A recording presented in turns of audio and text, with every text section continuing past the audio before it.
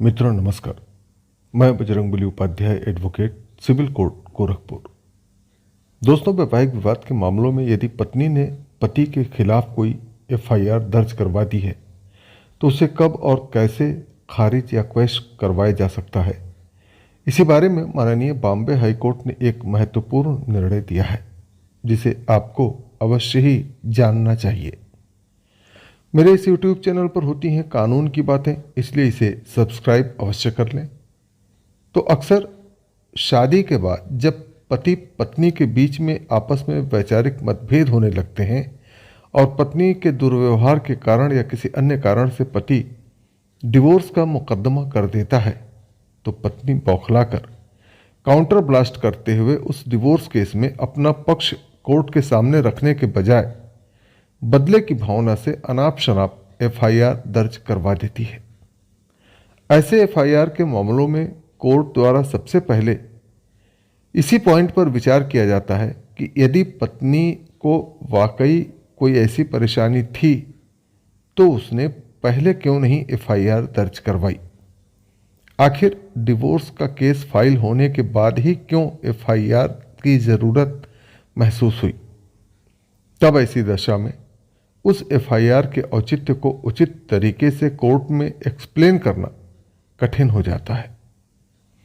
ऐसी ही कठिनाई उस मामले में भी देखने को मिली जिसमें पत्नी, जो कि एक न्यायिक अधिकारी थी, जज थी, और उन जज साहिबा ने अपने पति और उनके घर वालों के खिलाफ एफआईआर तो दर्ज करवा दी, लेकिन जब पति ने माननीय बॉम्बे हाई कोर्ट में क्वैशिंग की अपील की तो वहाँ उनके उस एफआईआर को क्वैश कर दिया गया, क्योंकि जिन धाराओं में एफआईआर दर्ज हुई थी वे सभी धाराएं उन तथ्यों से मेल नहीं खाती थीं जिन तथ्यों का उल्लेख एफआईआर में किया गया था।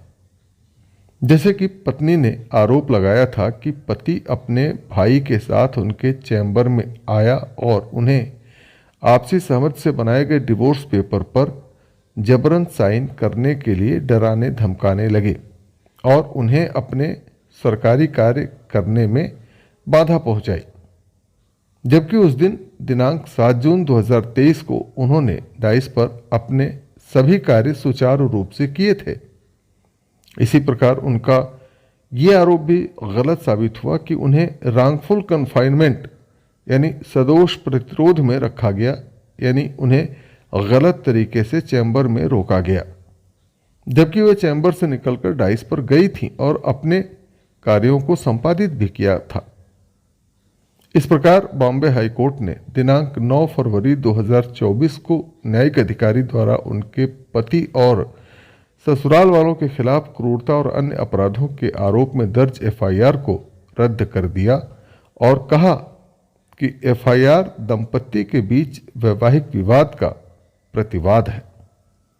जस्टिस एएस चंदूरकर और जस्टिस जितेंद्र जैन की खंडपीठ ने इस मामले में कहा कि एफआईआर दर्ज करने में देरी के साथ साथ इस तथ्य के साथ कि एफआईआर में वर्णित घटनाएं एफआईआर में शामिल किसी भी अपराध का गठन नहीं करती हैं, यह दर्शाता है कि यह एक जवाबी विस्फोट यानी काउंटर ब्लास्ट था।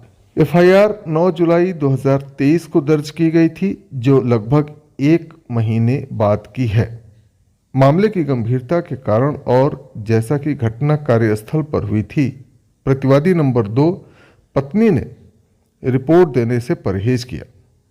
इस पहलू पर जब अन्य सभी पहलुओं के साथ विचार किया गया तो यह पता चला कि एफआईआर केवल याचिकाकर्ता पति और प्रतिवादी नंबर 2 यानी पत्नी के बीच वैवाहिक विवाद के काउंटर ब्लास्ट के रूप में दर्ज की गई है। कोर्ट ने शिकायतकर्ता के पति और उसके रिश्तेदारों द्वारा दायर 2 रिट याचिकाओं को स्वीकार कर लिया, जिसमें 9 जुलाई 2023 की एफआईआर को रद्द करने की मांग की गई थी।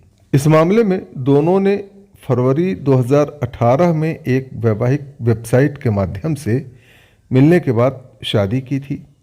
पति पुणे में भविष्य निधि आयुक्त के रूप में काम करता है, जबकि पत्नी तासगांव कोर्ट में न्यायिक अधिकारी के रूप में कार्य करती हैं। एफआईआर के अनुसार शादी के बाद दंपति के बीच विभिन्न वैवाहिक विवाद उत्पन्न हुए, जिसके कारण पति ने 2023 में तलाक के लिए कोर्ट में अर्जी दी।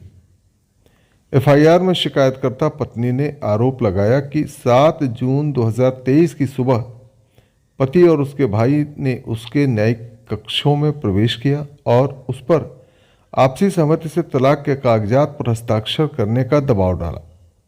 जब उसने मना कर दिया तो दोपहर में पति के परिवार के अन्य सदस्यों ने भी ऐसा ही किया, जिससे उन्हें अपने आधिकारिक कर्तव्यों का निर्वहन करने में बाधा उत्पन्न हुई।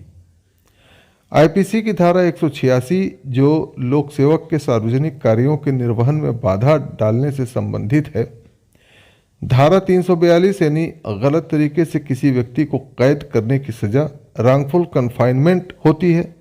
धारा 353 जो किसी लोक सेवक को कर्तव्य के निर्वहन से रोकने के लिए उस पर हमला करने से संबंधित है।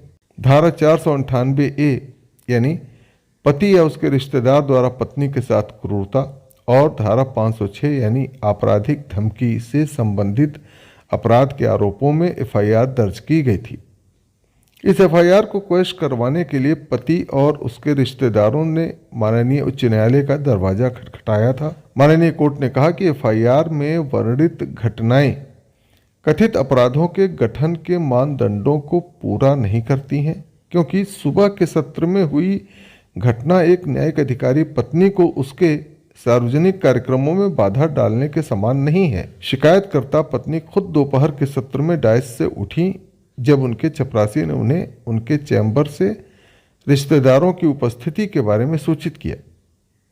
माननीय कोर्ट ने कहा कि रिश्तेदारों ने शिकायतकर्ता पत्नी को रोका नहीं, क्योंकि वह पहले से ही कोर्ट कक्ष में थीं, जबकि वे उसके चैम्बर में बैठे रहे। इसके अलावा उन्होंने उस दिन अपने आधिकारिक कर्तव्यों ऑफिशियल ड्यूटी को पूरा करना जारी रखा, जिसमें कोई बाधा नहीं थी। इसी प्रकार एफआईआर में वर्णित घटना पत्नी को किसी शारीरिक रूप से बंधक बनाए जाने का संकेत नहीं देती है। पति और उसके रिश्तेदारों ने मौखिक रूप से तलाक के कागजात पर हस्ताक्षर करने के लिए उस पर दबाव डाला, फिर भी वह हमेशा की तरह अदालत के सत्रों में भाग लेती रही और अपनी ड्यूटी करती रही। इसलिए कोर्ट ने यह भी कहा कि उसे अपने कर्तव्यों का निर्वहन करने से रोकने के इरादे से बल का कोई सबूत नहीं था। माननीय कोर्ट ने कहा कि मौखिक विवादों और तलाक के कागजात पर हस्ताक्षर करने के लिए मजबूर करने के प्रयासों सहित वर्णित कार्य सार्वजनिक कर्तव्यों में बाधा, गलत तरीके से कारावास, हमला, क्रूरता या आपराधिक धमकी नहीं है। कोर्ट ने संपत्ति या मूल्यवान सुरक्षा की किसी भी मांग की अनुपस्थिति पर भी प्रकाश डाला, जो धारा 498A के तहत आवश्यक होता है। कोर्ट ने कहा कि एफआईआर घटना के करीब 1 महीने बाद दर्ज की गई है। अदालत ने कहा कि पत्नी, जो खुद एक न्यायिक अधिकारी हैं, ने मामले की गंभीरता और कार्यस्थल पर घटना की रिपोर्ट दाखिल करने में देरी के कारणों के रूप में उद्धृत किया है। हालांकि अदालत ने कहा कि देरी और अन्य परिस्थितियों के साथ पता चलता है कि प्राथमिकी दंपति के बीच चल रहे वैवाहिक विवाद के प्रतिवाद के रूप में दर्ज की गई थी। कोर्ट ने कहा कि आरोपों की गंभीर प्रकृति के बावजूद एफआईआर में पेश किए गए सबूत आरोपों का समर्थन करने के लिए पर्याप्त नहीं थे। इसलिए सीआरपीसी की धारा 482 के तहत अपनी निहित शक्तियों का इस्तेमाल करते हुए, इनहेरेंट पावर का इस्तेमाल करते हुए अदालत ने एफआईआर को रद्द कर दिया, क्वैश कर दिया। मित्रों, इस केस का नंबर आप स्क्रीन पर देख रहे हैं और इसका अन्य विवरण डिस्क्रिप्शन में भी आप देख सकते हैं। तो मिलते हैं अगले वीडियो में कुछ और कानून की महत्वपूर्ण बातों के साथ। तब तक के लिए मुझे अनुमति दें। नमस्कार।